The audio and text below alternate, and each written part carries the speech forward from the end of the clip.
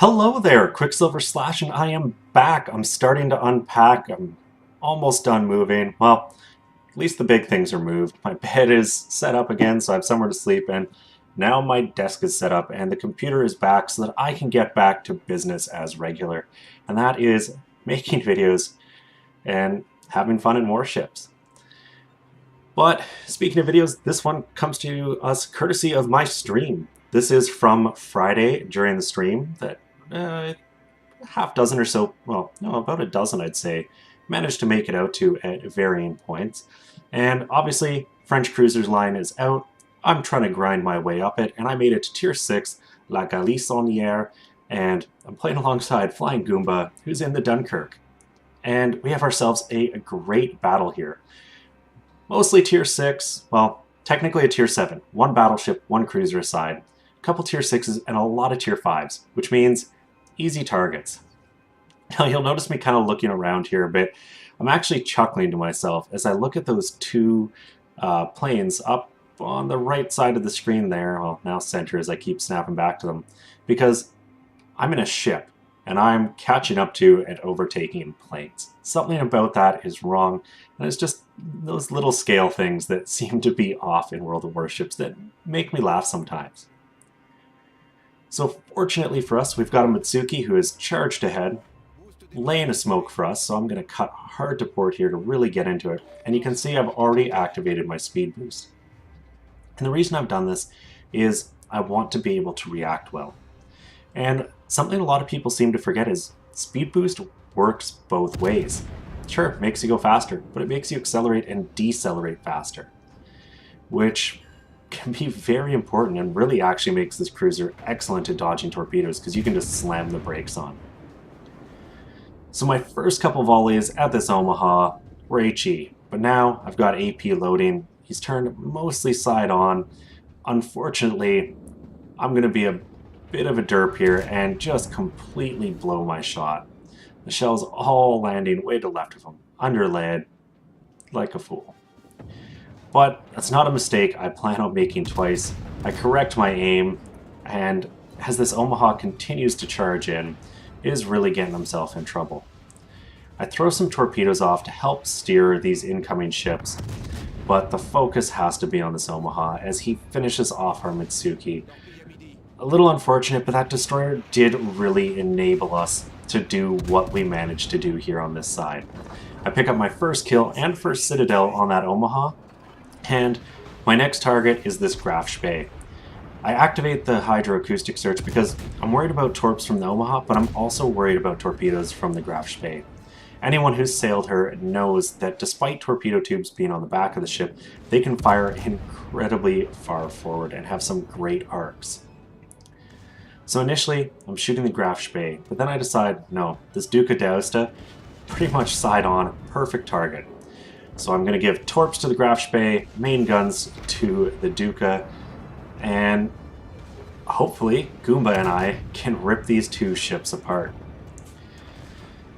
Now, right when that Qckslvrslash launches their torps, they're spotted by my Hydro, giving Goomba plenty of time, and I've forced the Qckslvrslash into close quarters, get the torps into the water nice and close before he can launch his and return at me. Both mine strike, ending it, and it is time for me to run. And I tell Goomba here that I've got to run away, and I'm sorry for it. It feels like crap abandoning a division mate, but I'm a very thinly armored cruiser, and there are 3 battleships around that corner. I get a final volley off, finish the Duca off, and I'm out. Now initially I do want to actually just kite right around this island, up behind the Bayern, start lighting fires and really help Goomba out.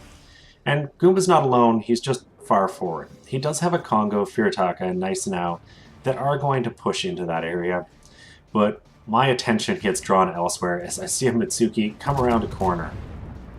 Now fortunately my Hydro has been active to only moments ago, so I know no torpedoes are in the water yet. But I can't be a fool. I cannot sail straight around this island into an ambush. So I throw my set off here, not sure if he's run aground or just slowed up, really eager to just force him to stop. Friendly Fiji finishes him off. There's the torpedoes, so I know I'm safe. I'm going to get my rudder over, because I want to help Goomba. I felt bad for abandoning him, and I want to try to help if I can. And the best way I can do that is getting up behind those battleships and just attacking them with HE, lighting fires, getting some damage in.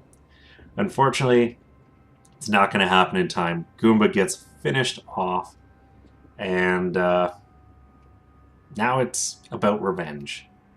Can I avenge my fallen comrade?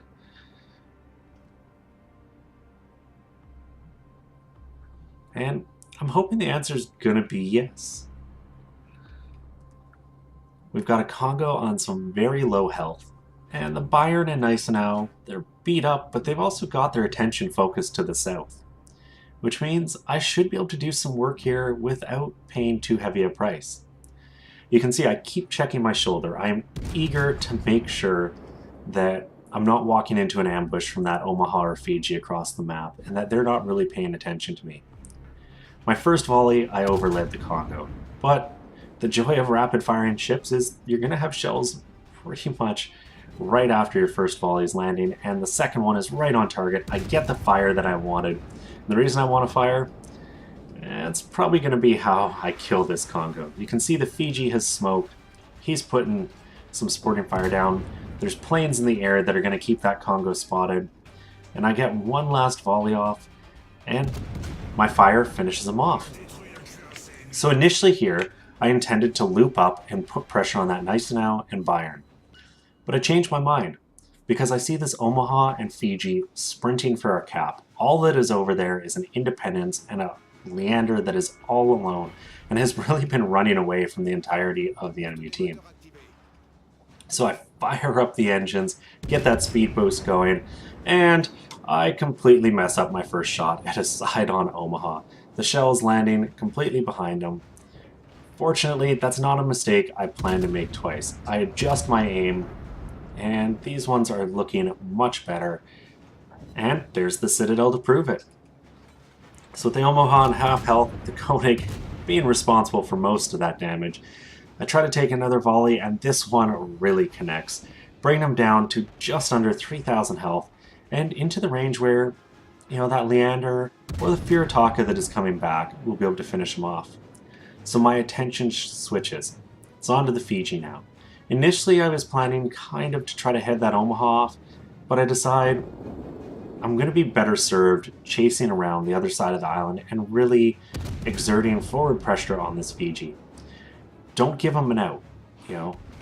At this point, the Fiji probably could turn around and try to get up into this area behind this island, because there's not a lot in the middle of the map to punish him should he turn broadside on. If I come this way though, and he turns around, he's face to face with me, and I know how to fight this ship. Fiji may be a tier 7, but I'm getting pretty confident in the Galissonnière. It took me a while. Believe me, it did. But this battle was kind of the peak of me going, okay, I've got this figured out. And people who were at the stream saw me struggle with this ship early on. I think the first battle I did maybe 2,000 damage and just got nuked. So it's kind of like the Nuremberg in the sense that it explodes obligatorily. Now what is funny is that Fiji's about to do what every stupid ship's captain does, and that is charge blindly around a corner at a ship with torpedoes. It never works out. Why would it work out now? And I think I'm actually really helping Leander here, because I'm keeping that Fiji spotted. I'm the reason he knows exactly when to put those torps in the water, and I feel good for that. And you can see the torps are out, the Fiji is already committed, and he's going to get himself in trouble. But the Leander's got someone else to pay attention to as well, in the form of that Anshan, and I'm guessing the Anshan is on hydroacoustic search, and you can see the Leander getting underway as his torpedoes nuke the Fiji. But I've got other things to pay attention to, and New York on full health comes around the corner. He is going to be my target. And 9.6 kilometers away, I'll throw some torpedoes in the water. You can see the amazing reload on these torps. Sure, you only get 2 of them, but decent range and a great reload means you can kind of speculatively fire them, and who knows, maybe New York will turn in.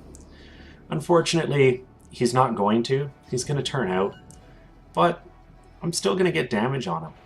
I'm really eager to light a fire, hoping to force a cooldown so that maybe a torpedo can hit him. But I'm just not getting them. And you're going to see I decided to pay attention to something else in the form of this Independence.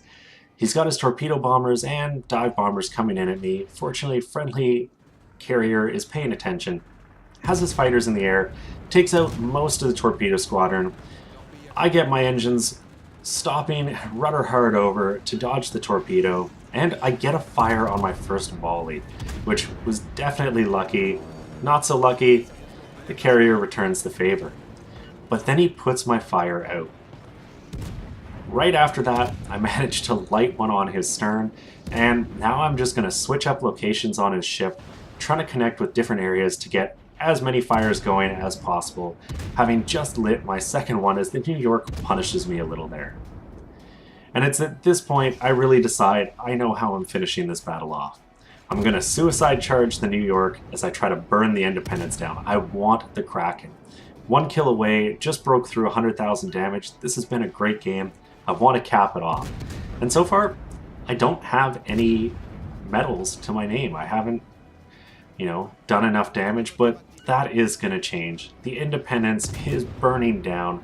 He is going to be a goner. And that'll get me my Kraken. And it's going to get me a second medal too, and that is the Arsonist. I did a crap ton of fire damage there. Finish him off. And, well, the New York is my next target. You can see the secondaries actually open up, but I'm more interested in these torpedoes and primaries. I pick up the Confederate as I light a fire, and I'm just begging for time. 8 seconds, 7, 6. Come on, I want this second set in the water. I'm 2 kilometers away. This next set's not going to miss, but I don't get so lucky. He does eat one of the first volley, starting a flood, but he puts the flood and fire out, and I picked up the high caliber. But this game is going to be over. 1 New York with next to no health versus 5 ships left on my team. That was a good game, and I really enjoyed it.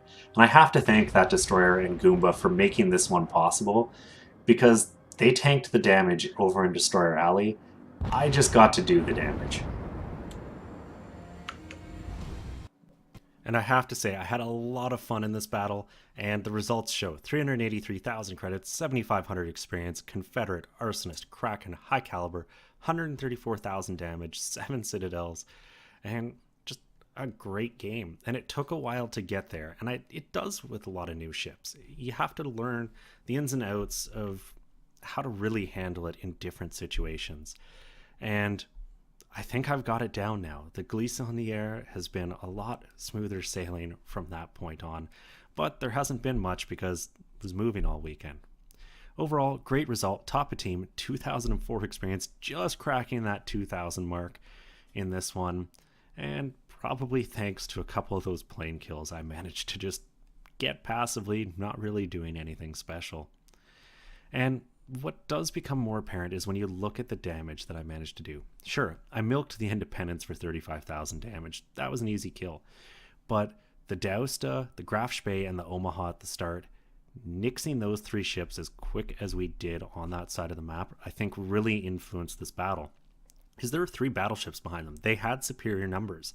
But because we took the cruisers out so quick, I think the battleships just slowed right up and went, nope, I'm not going in there. You first. And that's a way that you can influence a battle. And it's funny how things can change like that in this game. And the importance of just some coordinated fire. Goomba and I were on comms, on the stream, and we were making sure each other knew what we were doing to maximize the damage we could output in a short period of time. Anyways, it is great to be back. I'm happy to be unpacking and settling in and making videos again. I had a lot of fun making this one. I hope you guys enjoyed it. If you did, please consider giving it a thumbs up or subscribing to the channel. And as always, I'm Qckslvrslash, and I'll have another one for you guys later.